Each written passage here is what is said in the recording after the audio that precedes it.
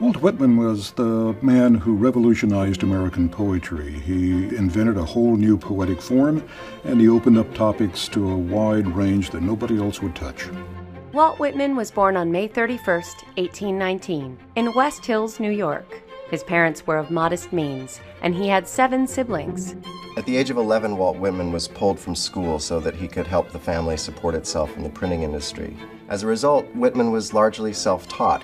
He became a voracious reader. He read widely, especially in novels.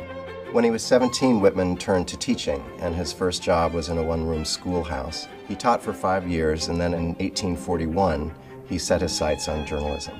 Walt Whitman was a volatile editor and writer.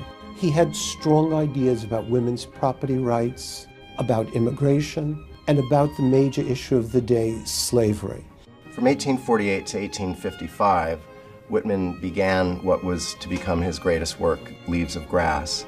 His free verse, his stitching together of encyclopedic lists, completely broke with poetic and literary convention and vastly influenced poets ever after across the world. It began as a book of very few poems and grew to one over the years to contain almost 300 poems. Over his lifetime, he had 7 editions of the book.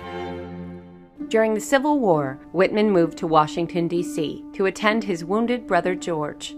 He stayed in D.C. several years, working in the paymaster's office, and volunteered, visiting wounded soldiers. When he went to the hospitals, there were limbs piled up outside. He spoke with young soldiers who had witnessed the most astonishing atrocities. From his experience with the wounded during the war, he produced a small book of poems called Drum Taps. This is one of the only 2 accounts of the Civil War written by people who actually experienced it. Whitman published 2 new collections of poems in 1870, Democratic Vistas and Passage to India. Whitman was called the Bard of Democracy because all of his poems are based on the notion of a universal brotherhood. He thought that the possibility of America was to achieve a brotherhood that no other culture had yet been able to achieve.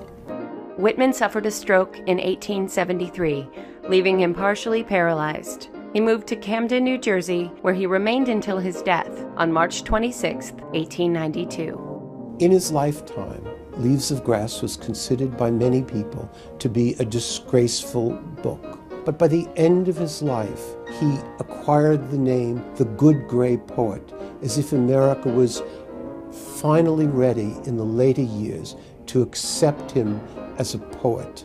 Whitman never really received the attention that he deserved during his lifetime. It was only in the 20th century that we learned how to read his poetry and understand what he accomplished.